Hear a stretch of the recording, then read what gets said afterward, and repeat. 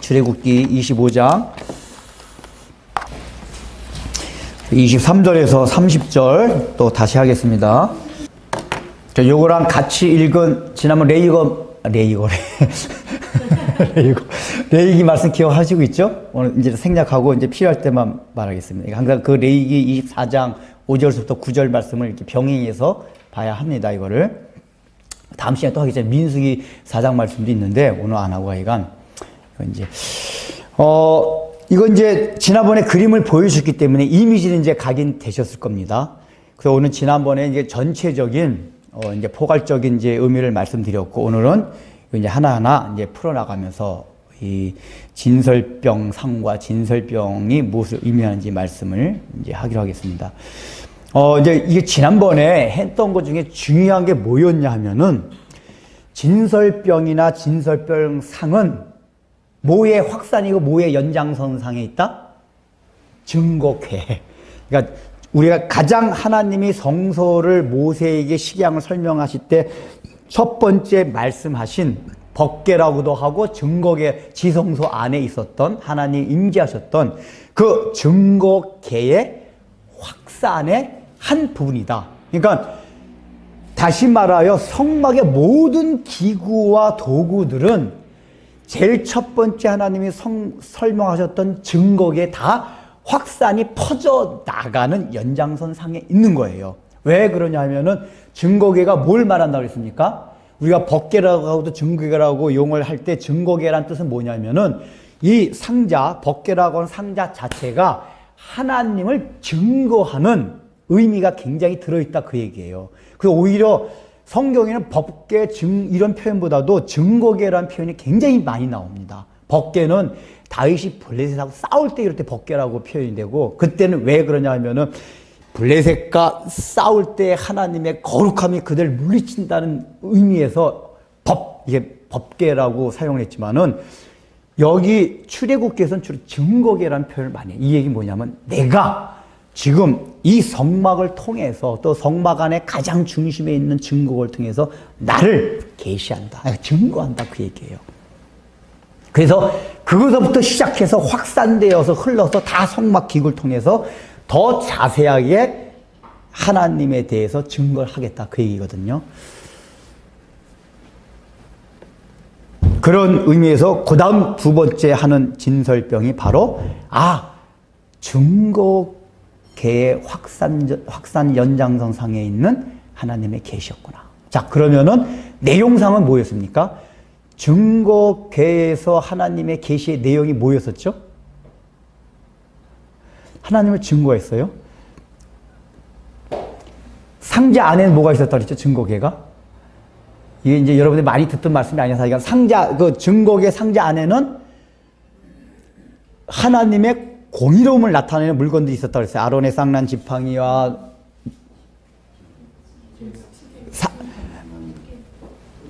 만나는 항아리와 십계명을 적은 두 돌판.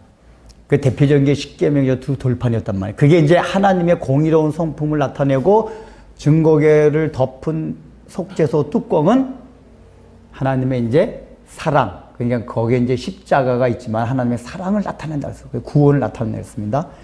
그런데 그 사실은 그 공의 안에 들어있는 게 본질적으로 그 십계명 두 돌판이 뭘 말했냐? 하나님의 말씀이라고 했어요. 왜냐하면은 말씀 자체, 율법 자체가 원래는 뭐였냐? 하나님 당신을 계시하는 한 방법이었다고 그랬어요. 그래서 하나님은 곧 말씀이다. 이걸 우리가 기억해요. 그 예수님이 이렇게 요한복음에 이렇게 말씀하셨잖아요. 늘 말씀을 통해서만 하나님을 우리가 알아갈 수 있다. 자, 그 차원에서 진설병과 진설병상은 일단은 하나님의 증거하는 가운데서 하나님의 말씀과 관계가 있다.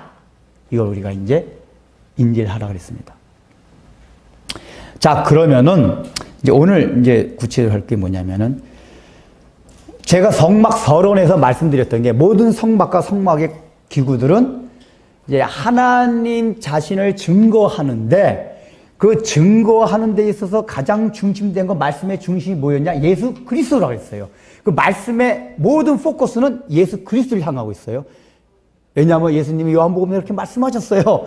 너희가 성경에서 영생을 얻는 줄 알고 성경을 상고하거니와 이 성경들은 다 나에 대해서 증거하는 것이라.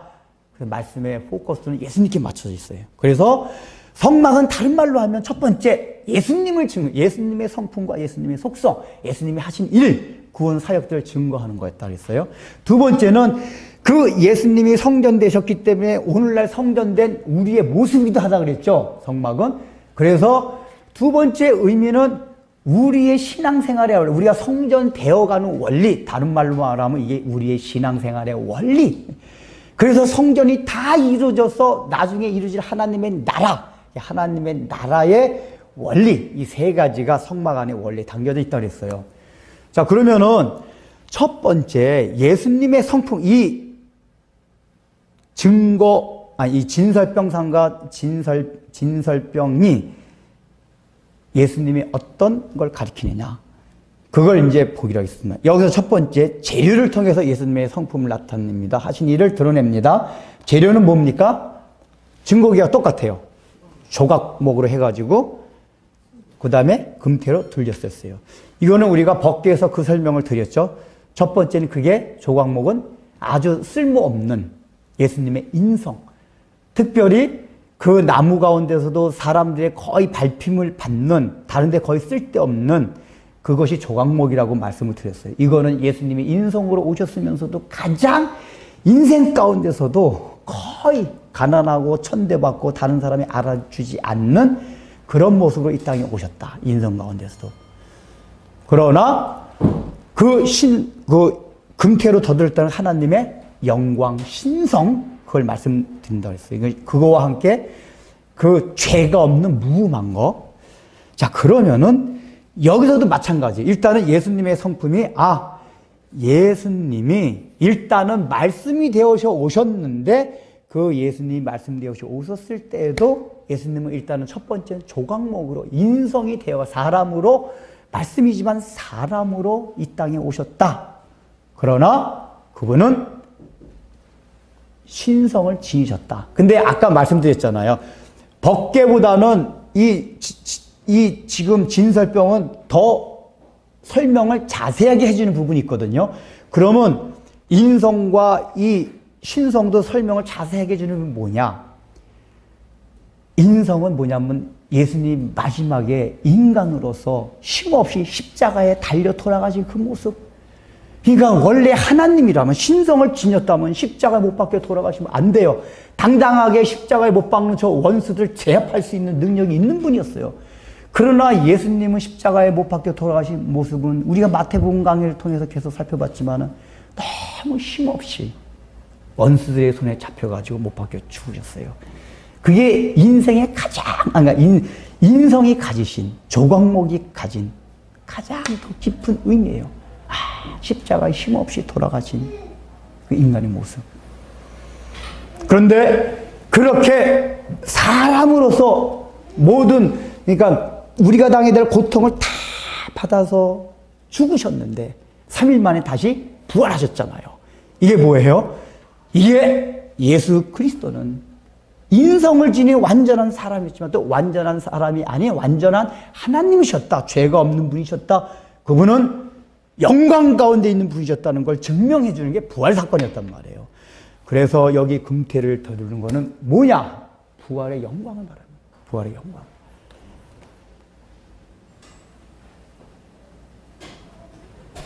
그러면은 성막이 가지는 포괄적인 두 번째 원리여서, 그럼 신앙의 원리 차원에서 이 조각목과 금태는 예수님 말씀하는 거지만 우리의 신앙 원리에 이걸 적용한다면 어떻게 나오겠습니까? 우리가 신앙생활 해나가는 거는 이 땅에서 보면 어떻게 보면 힘없이, 우리가 하나님의 자녀잖아요. 분명히 성경에서는 하나님의 자녀로서 주는 복과 권세를 엄청나게 주셨어요. 그 여러분들 믿잖아요. 근데 하나님이 그런 하나님의 자녀로서 주신 권세와 복을 주셨음에도 불구하고 우리가 이 땅을 살아가는 동안은 주님과 같이 십자가를 지고 가는 삶이어야 한다 이게.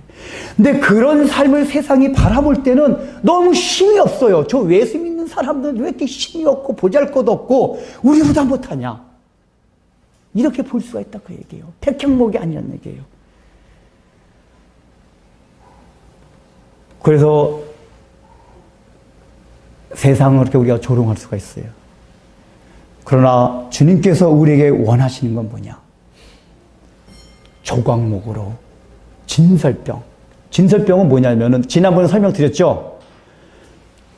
진설병 상이라는 거 이때 첫 번째 의미가 뭐였죠? 하나님과 교제를 하는 곳이라고 했어요. 상 자체가 그건 지난번 설명도 생각했는데 다시 한번 기억하기 위해서 진설병 상이 의미하는 바는 하나님과 교제하는 곳이에요. 그러니까 지성소 증거계 위에서 속죄소를 통해서 핏부림을 받아서 하나님의 속죄를 받은 사람, 거듭난 사람은 이제 뭐야? 그게 확산되면은 하나님과 교제를 우리가 하기를 원하신다 그 얘기예요. 그거가 진설병상. 그러니까 원래 먹는 거는 떡이라는 거는 원래 중동 문화가 바닥에서 먹는데 상이라는 걸 차려놨다는 얘기가 식탁 교제. 교제가 하나님은 우리와 교제하고 싶어 하신다.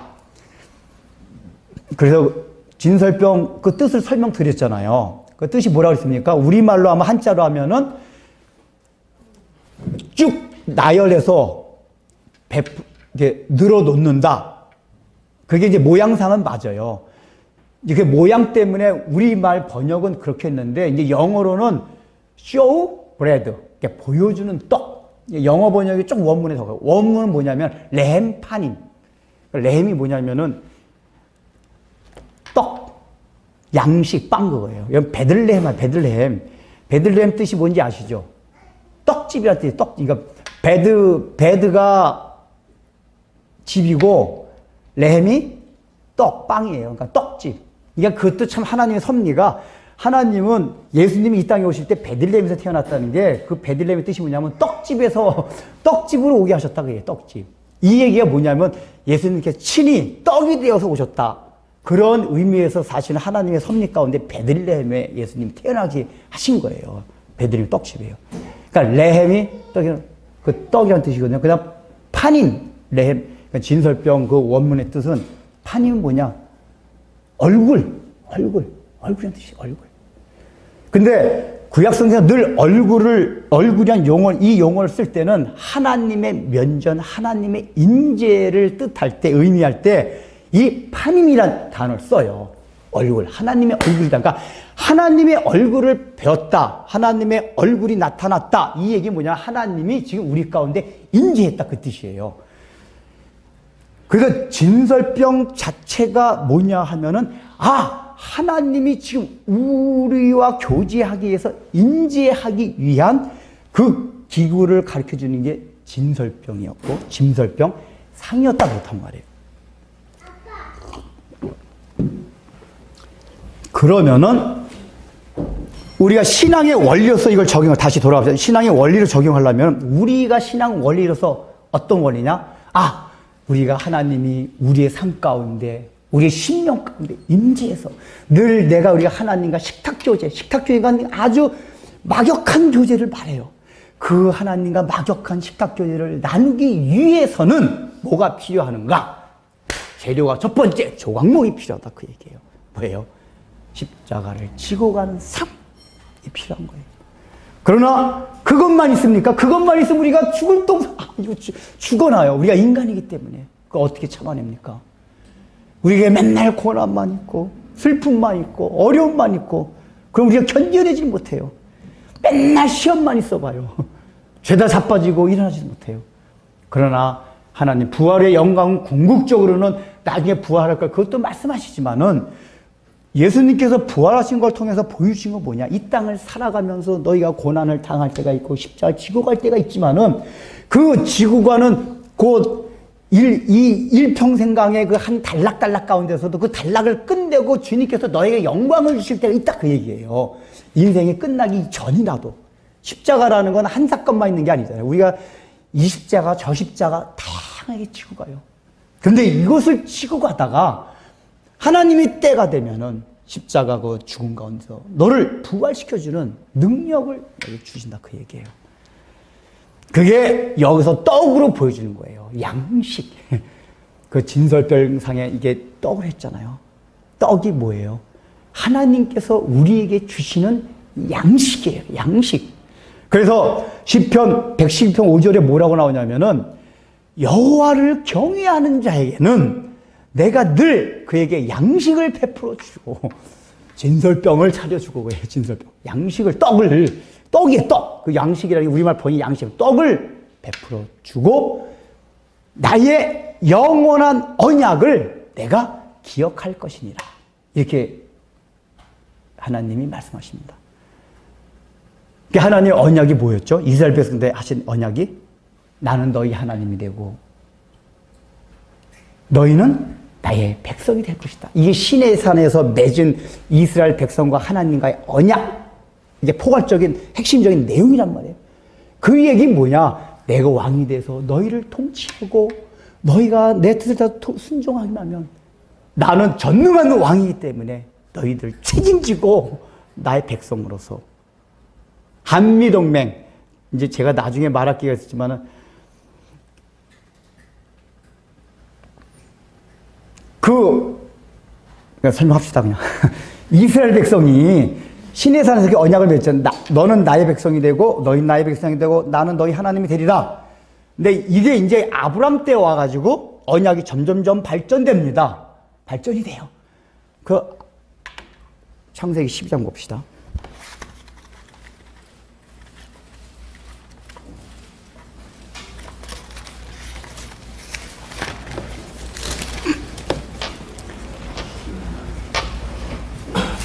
말을 거꾸로 했어요, 제가. 이게 아브라함에게 하신 언약을 이스라엘 백성들에게 와서 지금 더 핵심적으로 말씀하는 거고, 처음에 아브라함한테 했던 약속이 뭔지 봅시다. 그러니까 아브라함은 이방인 가운데서 첫 번째로 하나님의 구속사를 위해서 하나님의 나라를 세우시기 위해서 처음에 불러낸 사람이 아브라함이었고, 아브라함을 자손, 이스라엘 백성을 통해서 이제 하나님이 나 이루어 가시는 건데, 처음에 아브라함이 했던 약속을 봅시다.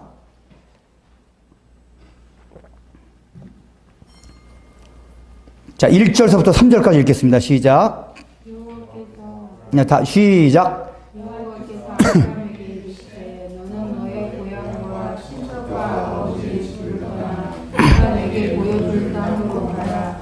내가 너로 큰 민족을 이루고 내게 복을 주어 내 이름을 창대하게 하리니 너는 복이 될지라. 너를 축복하는 자에게는 내가 복을 내리고 너를 저주하는 자에게는 내가 저주하리니 땅의 모든 족속이 너로 말미암아 복을 얻을 것이라 하신지라.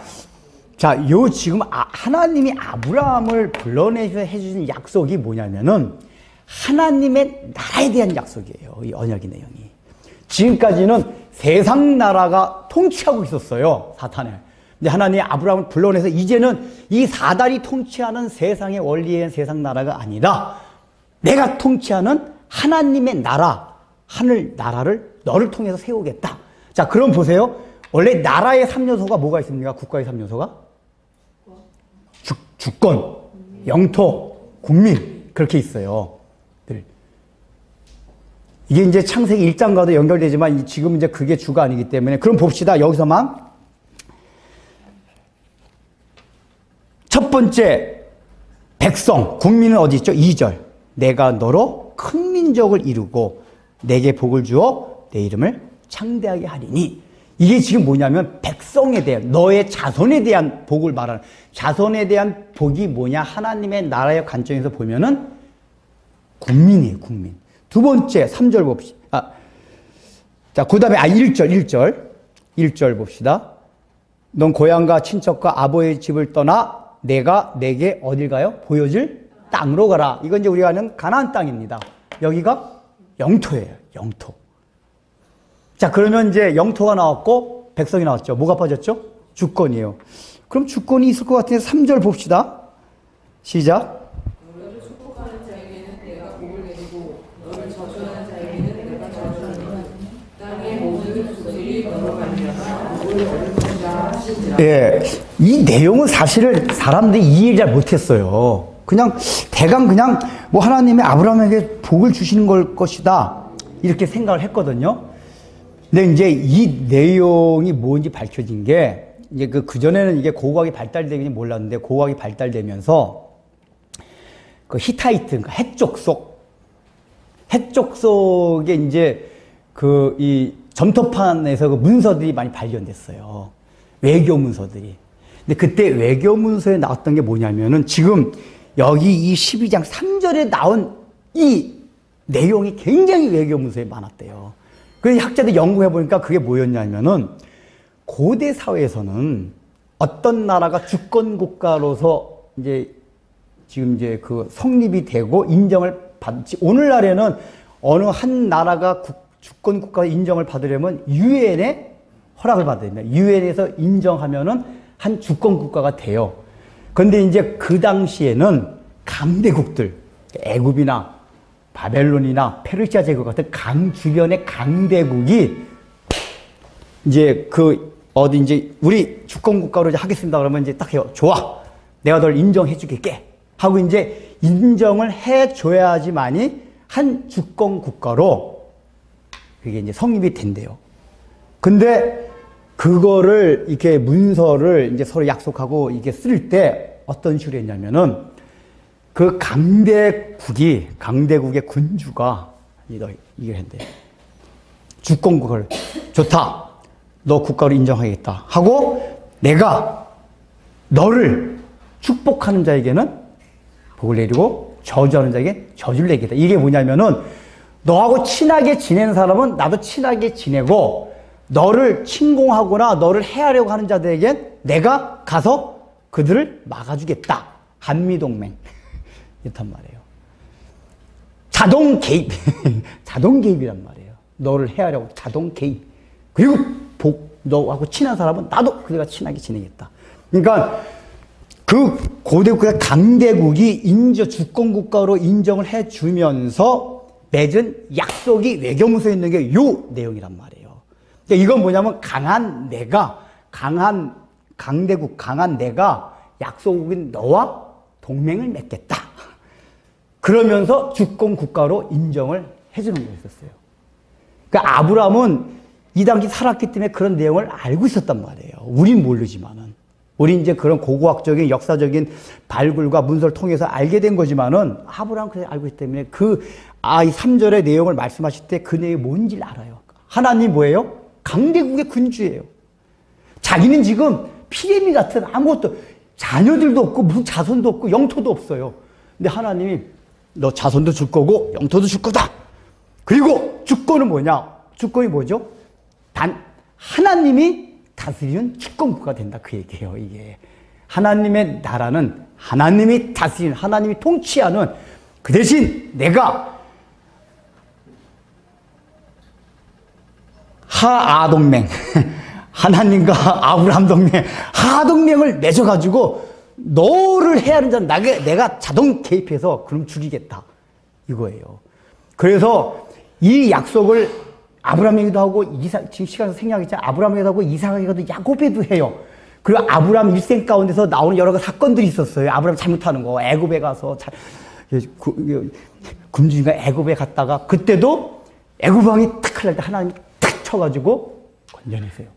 이삭도 마찬가지고. 그러니까 하나님 자동 개입하는 거다. 이 약속을 지키는 거예요.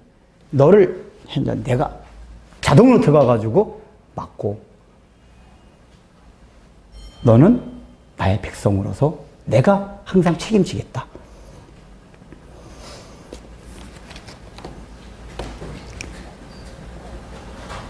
그러니까 이스라엘 백성들한테도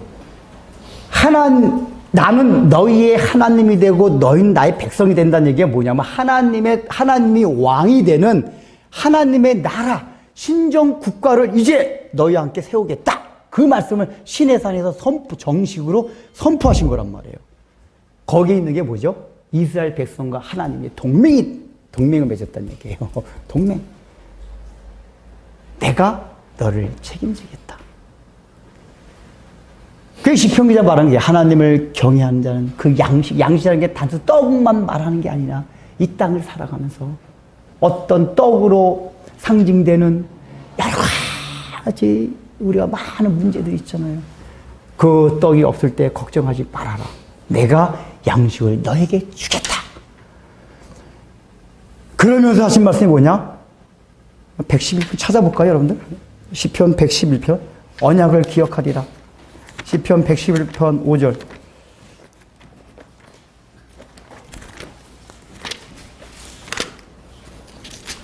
탁 하고 있다가 힘들 때마다 이 말씀들을 묵상해 보세요.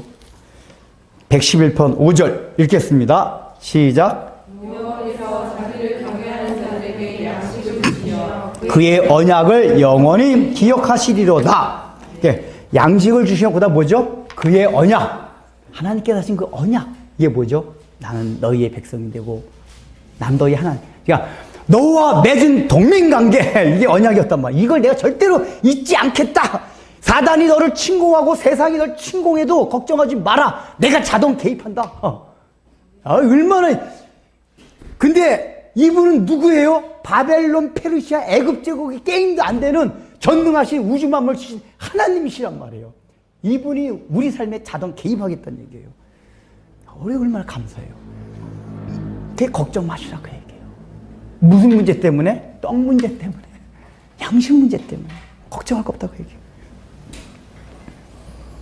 그게 이제 조각목과 그 조각목을 둘은 금태 안에 담긴 거예요. 너희가 주의 명령을, 나를 경외하는 건 다 뭐예요? 내가 주의 말씀을 순종하는 거예요. 순종하다 보면 십자가를 지고 가야 돼요. 힘들어요. 그래서 넘어질 때도 있고 막 허우적거려. 그러나 주님께서 하신 약속은 그렇게 계속 힘들면 내가 그 자리에서 또 너를 구해준다. 이거예요. 끝까지 너를 버려두지 아니하신다. 이 약속을 우리에게 해주셨단 말이에요. 그러나 그 십자가의 죽음까지는 참 고단했어요. 너무 힘든 건 사실이었어요. 그래서 우리가 그걸 생각해야 돼요. 그래서 너무 참기 힘들고 막 험난하고 막 그렇게까지 갈 수가 있어요. 그런 상황에 조차라도 하나님이 하신 언약을 붙잡으십시오. 그 언약은 누구에게 하신 언약입니까? 내가 예수를 구주로 주님으로 영접한 사람은 누구에게나 공통적으로 하신 약속이에요. 내가 너와 함께 있다. 부활의 영광을 너에게 보여주겠다. 금태를 씌우라고 얘기해.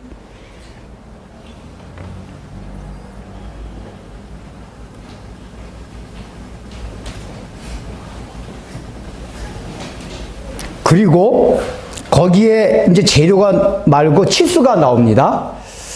재료가 말하는 건 2규빗, 너비는 1규빗, 높이는 1규빗 반이 되게 하고, 이걸 지난번에 한번 설명드렸죠? 유명한 첫 번째 뭐라 그랬죠? 이게 2규빗, 이게 넓이가, 그러니까 직사각형이라 했잖아요. 2규빗, 1규빗. 이게 뭐냐면 1규빗짜리 정사각형이 2개 있다는 얘기였어요. 그러니까 늘 증거계에서 살펴봤지만은 이 진설병 상에서도 이 의미는 뭐냐면은 2개, 항상 성경에서는 두 증인을 말할 때 두 사람을 얘기해요. 그러니까 증거한다, 간증한다 이럴 때는 둘로 이게 이 진설병 상 자체도 하나님의 계시를 증거하는 그 역할을 하는 거다라고 가르쳐 주면서 요 치수에 담겨 있는 또 다른 의미는 뭐냐? 여기가 높이가 1규빗 반이 되게 한다고 그랬어요. 1.5규빗. 여러분 증거계의 높이가 몇 규빗입니까? 증거계의 넓이는 다른데 증거계의 높이도 1.5규빗이에요. 그러니까 증거계는 다리는 없어요. 그냥 상자에다 뚜껑만 있는 겁니다. 근데 높이가 1.5규빗이고 요 진설병 상도 이건 다리가 있죠. 위에는 판이고 다리가 있는데 높이는 동일하게 1.5규빗이에요. 이 높이가 똑같아요. 증거계야. 이 얘기는 뭐냐? 증거궤에서 나타난 증거하는 하나님의 계시와 여기 진설병 상에서 나타낸 하나님의 계시가 동일하다 그 얘기예요. 동일하다. 동일해요. 이 얘기는 뭡니까? 예수 그리스도를 통해서 속죄를 통해서 구원을 받은 사람들은 이제 증거에서 하나님과 교제하는 삶에 있어서도 동일하게 십자가의 구속과 그거를 증거하는 삶을 나타내게 돼 있다. 이 얘기, 증거교에서 나타난 계시가 그거였거든요. 그러면 하나님과 교제하는 삶 가운데서도 하나님을 증거하는 내용들이 뭐냐? 그 내가 하나님의 공의로운 가운데서 구원받은 그것들, 구원의 감격들, 이 내용이 하나님과 친밀하게 식탁 교제하는 가운데서도 있게 된다 그 얘기예요.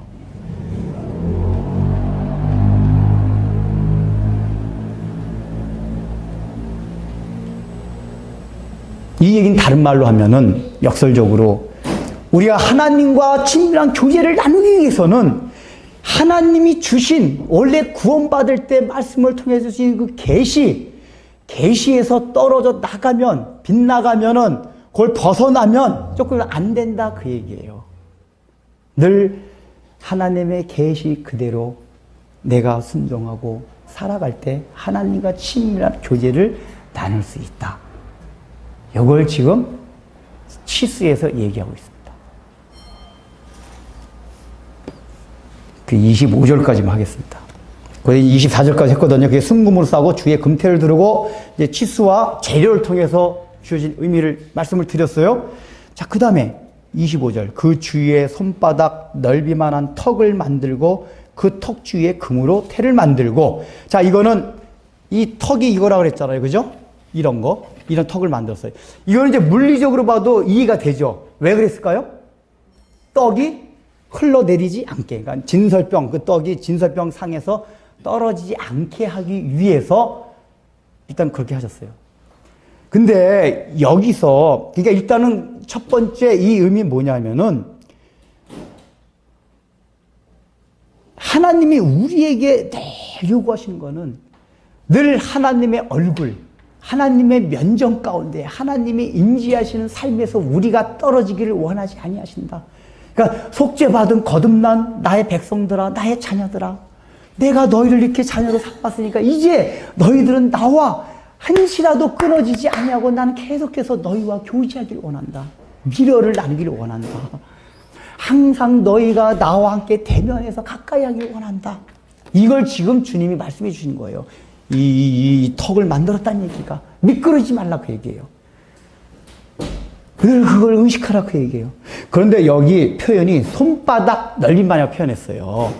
이거는 실제로 이제 손바닥 이렇게 높이라고 이제 실제로 계산이 돼요. 그런데 이게 이제 구약 성경에서 그게 이제 이중 언어의 이제 언어 플레이인데, 이중적인 의미 손바닥 쓸 때 뭐냐면 이게 손과 발이 어떤 행동을 나타낼 때 손과 발을 성경에서 늘 사용해요. 이게 중의법으로. 그러니까 물리적인 손을 말하기도 하지만은 여호와의 손, 뭐 여호와의 발 이때는 움직이고 순종하고 이럴 때 손과 발을 사용합니다. 그러니까 이 얘기는 뭐냐면은 너희가 이 떡상에서 떡이 떨어지지 않게 하기 위해서 손바닥만한 턱을 둘러서 만들라 이 얘기는 너희가 하나님과 늘 교제를 원하느냐, 친밀하게 계속해서 면전 앞에서 살기를 원하느냐, 그러면은 너희가 하나님 말씀에 순종하는 게 필요하다 그 얘기예요. 순종이 필요하다. 그래서 아까 시편에서 그랬죠. 하나님을 경외하는 자에게는, 그래서 하나님만 경외하면, 그래서 말씀만 순종하면은 우리는 하나님 면전에서 속닥 주님 그래요 친밀한 교제. 여러분, 이 내용이 우리 지금 성막 들어오기 전에 24장 마지막 부분에서 뭘 했습니까? 모세를 성막으로 올라오라고 하십니다. 그리고 장로들은 여호수아 장로들은 중간에 있고 이스라엘 백성은 맨 아래에 있었어요. 근데 그 표현이 뭐라고 그랬죠? 하늘이 청옥같이 맑은 하늘이 펼쳐져 있고. 24장 보세요.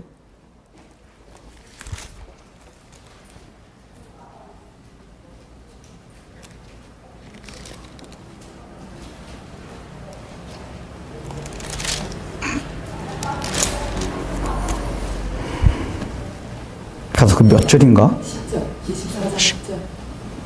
10절. 자, 10절 보세요. 같이 읽어보세요. 시작. 하나님을 보니 그의 발 아래에는 청옥을 편듯하고 하늘같이 청명하더라. 11절. 하나님이 이스라엘 자손들의 존귀한 자들에게 손을 대지 아니하셨고 그들은 하나님을 뵙고 먹고 마셨더라. 자, 여기 보면은 왜 하나님 11절에 하나님이 이스라엘 자손들의 존귀한 자리에 손을 대지 아니하셨고가 무슨 얘기냐면은 10절에서 보면 이스라엘의 하나님을 보니 그랬잖아요. 원래 하나님의 얼굴을 보면은 인간은 죄인이기 때문에 무조건 어떻게 된다고 했어요? 죽어요. 죽임을 당해요. 그런데 하나님의 얼굴을 봤음에도 불구하고 죽지 않았다. 이게 그러니까 하나님이 손을 대지 아니하셨다 그 얘기예요. 오히려 죽지 않았을 뿐만 아니라 그들은 이스라엘 백성들은 하나님을 뵙고 먹고만 그러니까 뵙고가 얼굴을 뵙고 이게 뭐냐 여기 떡상에서 있는 의미예요. 얼굴을 뵙고 그분과 교제하고 그랬다. 그 먹고 마셨더라. 요 24장 11절에 이 나오는 내용이 바로 하나님이 우리와 죄인된 우리와 하나님의 얼굴 뱀이 들고 죽지 아니하고 죄를 지었음에도 불구하고 죄인에도 불구하고 그 죄 때문에 마귀로부터 참소함을 당하지 아니하고 그래서 영적으로 막 죽냐 사냐 그런 내려가지 아니하고 하나님을 뵙고 죄인 먹고 마셨더라.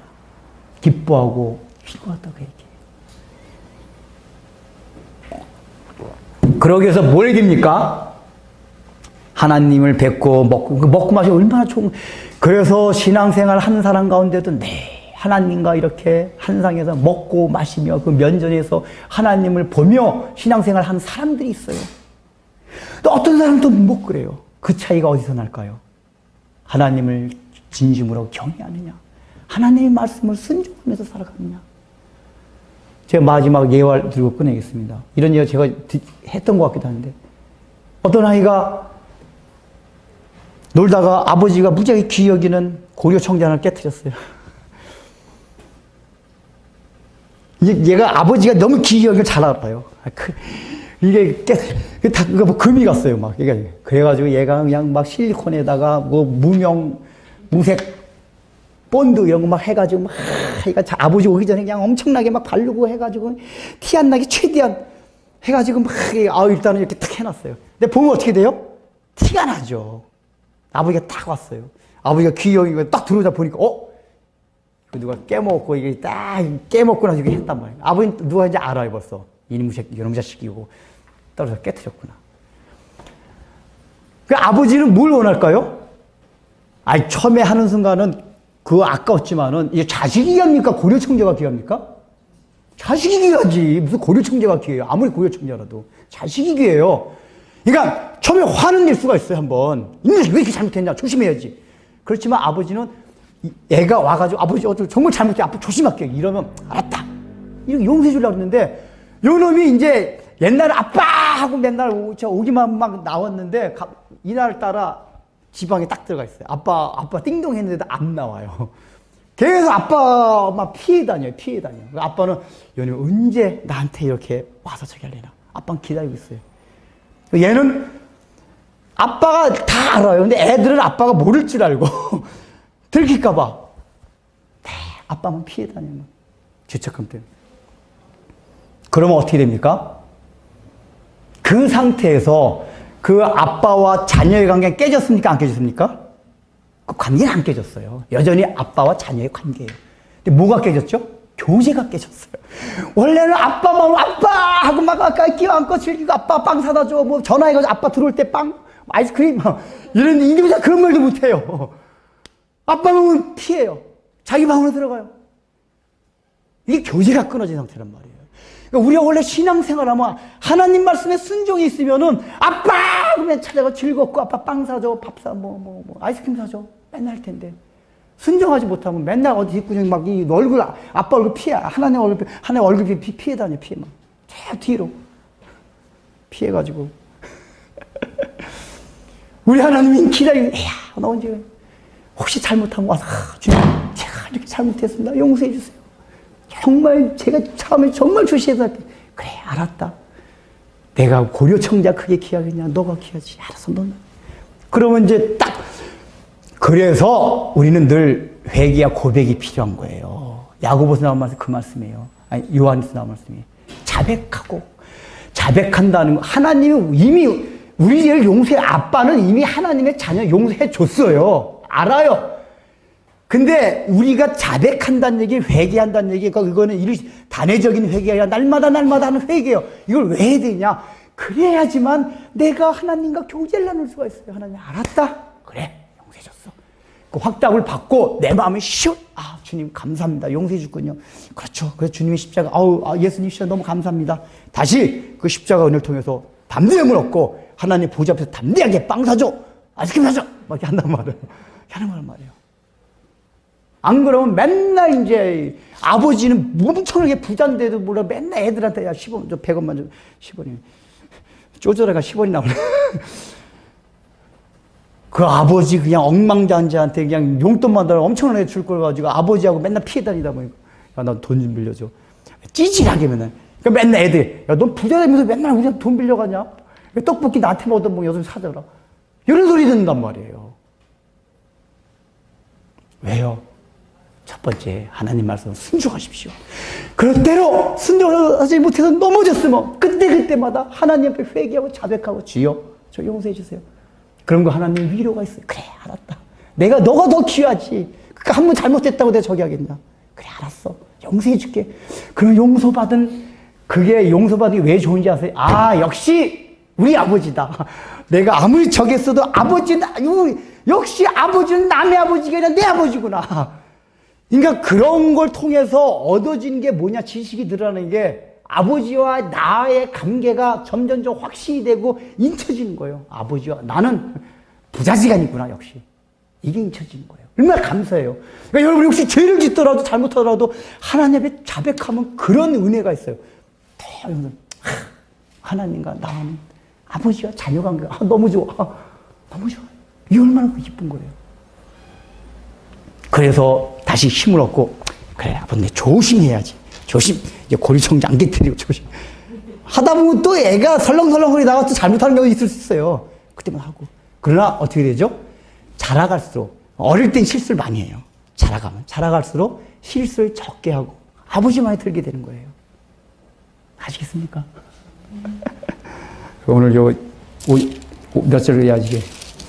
자, 5절, 25절까지. 손바닥 넓이만한 태를 들르라. 여기가 이 태도 뭐로 만들어졌어요? 금으로 만들었어요. 금이 왜요?